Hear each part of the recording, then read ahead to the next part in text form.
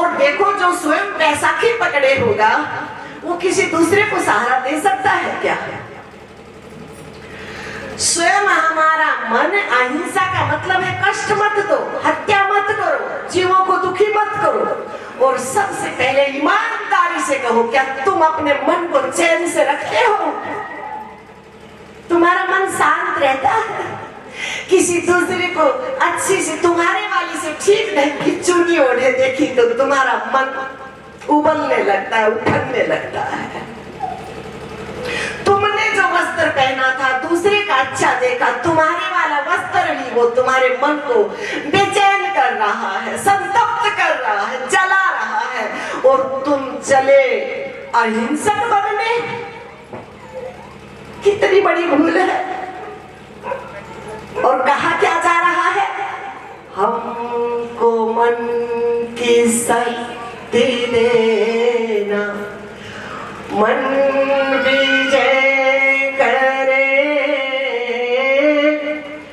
दूसरों की जय से पहले खुद को जय करे। हमको मन की शक्ति दे। छूट गए ना दो चरण।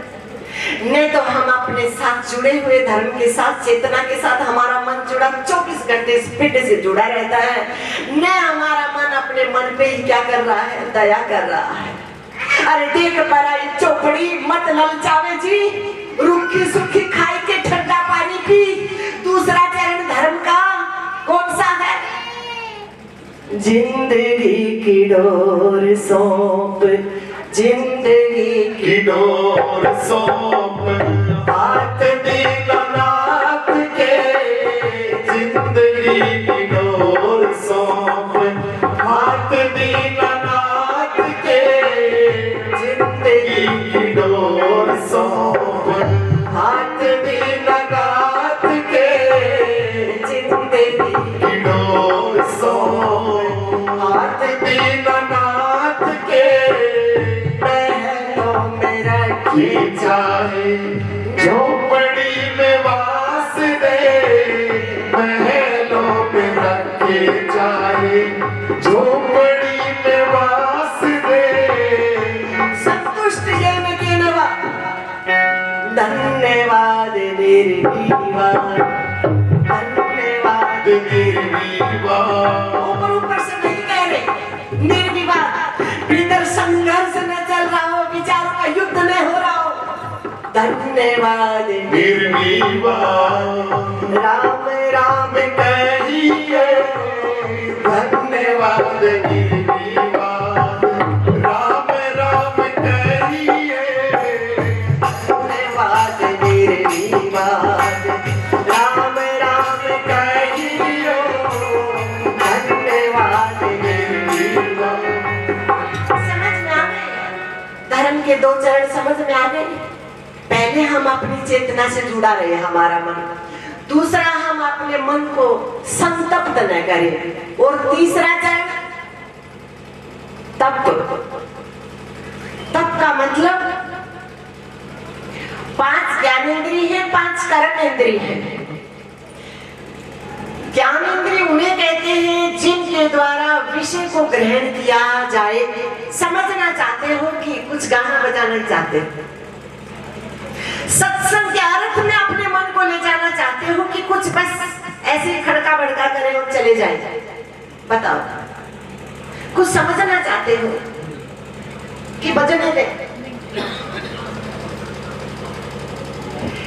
क्योंकि ये तो पता नहीं कितने जन्म बीत गए, कितने युग बीत गए। याद तो करो, तुमसे बिछुड़े युग बीत गए, तुमसे बिछुड़े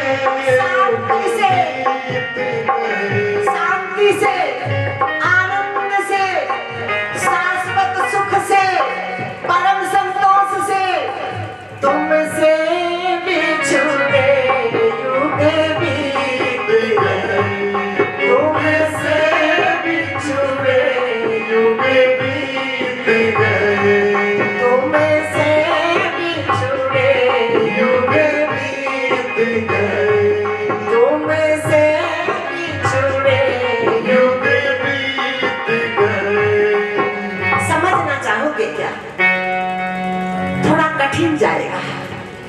लेकिन समझना यही पड़ेगा, चाहे कितने भी चक्कर लगाना, कितने भी युग बिता लेना, लेकिन समझना इसी बात को पड़ेगा। जब तक इस बात को नहीं समझेंगे तब तक फिर जन्म में और मरना पड़ेगा, फिर जन्म में और मरना पड़ेगा, फिर जन्म में और मरना पड़ेगा।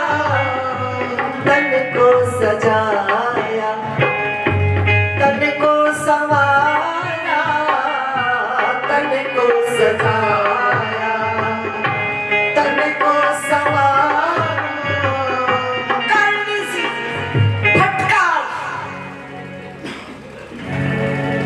शायद हमारा मन जग जाए, वहां से उठ जाए जहां आसन लगाए बैठा है।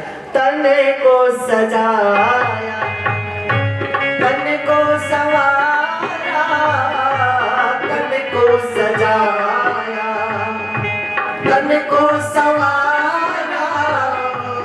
तन वाला कहीं नजर न आया, तन वाला कहीं नजर न आया।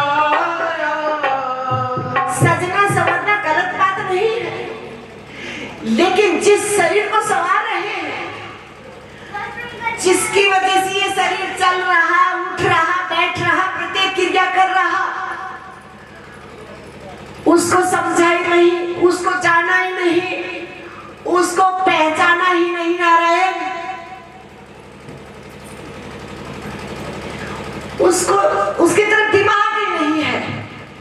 जब तक वो चेतना इस शरीर में, तब तक परिवार वाले तुम्हारे जाते हो तो पीठ देखते हैं, आते हो तो मुख देखते हैं, इंतजार करते रहते हैं। और जब वो चेतना निकल जाती है तो जल्दी करो भाई, जल्दी करो। उसकी तरफ हम भूल करके भी नहीं देख रहे हैं। उसकी तरफ देखिए, ये सजना, ये संवरना, ये सत्संग, ये कथा, ये प्रवचन, ये ढोलक, ये भोजन, ये सब के सब क्या है? साधन है। किसके लिए? साध्य में मन जाए, धर्म में मन जाए, मन धर्मशील हो जाए, इसलिए ये सब साधन है नारायण। ये मंत्र का जाप है ना नारायण नारायण, ये भी साधन है, इसको साध्य मत मान लेना। ये नाना प्रकार के जितने भी बाह्य साधन है, जप तप साधन, यज्ञ दान पुण्य आदि, ये सब साध्य की प्राप्ति के लिए साधन मात्र है, इनको साधन नहीं मान लेना। जैसे ये खड़ताल है, ये माला है, ये माला है ना, माला को जो जाप है, ये भटके हुए मन को साध कर साध्य में ले जाने के लिए है। ऐसा नहीं है कि इसको पकड़ कर ही बैठे रहेंगे। यदि इसको, जैसे छत के ऊपर जाने के लिए सीढ़ी क्या है? साधन है। यदि उन सीढ़ी को हम पकड़ कर बैठ जाएंगे तो छत पे जा सकेंगे क्या? नहीं ना। उसी प्रकार से ये वस्त्र आदि, मकान आदि, ये शरीर से लेकर के जितना भी कुछ व्यवहार है जगत का, ये सब एक साधन है। दाएं बाएं हुए भटके हुए मन को घेर कर, जैसे गाय खुलकर जंगल में चली जाती है, किसान दंड लेता है और उस दंड के सहारे गाय को घेर कर कहाँ ले आते हैं? गौशाला में ले आते हैं। उसी प्रकार से हमारी जो मन रूपी गाय है, वो धर्म से विमुख होकर और जगत रूपी जंगल में भटक रही है। ये जो बाह्य साधन है, ये दंड है, इन दंडों के माध्यम से भटकी हुई मन रूपी गाय को कहाँ ले जाना है? धर्म रूपी खोटे पे ले जाना है। धर्म रूपी किस पे? ठाड़ बोल देते हो सरल से शब्दों में, वहां ले आना है, आत्मा रूपी खोटे में ले आना है। तो दो चरण कौन से होंगे? सत्य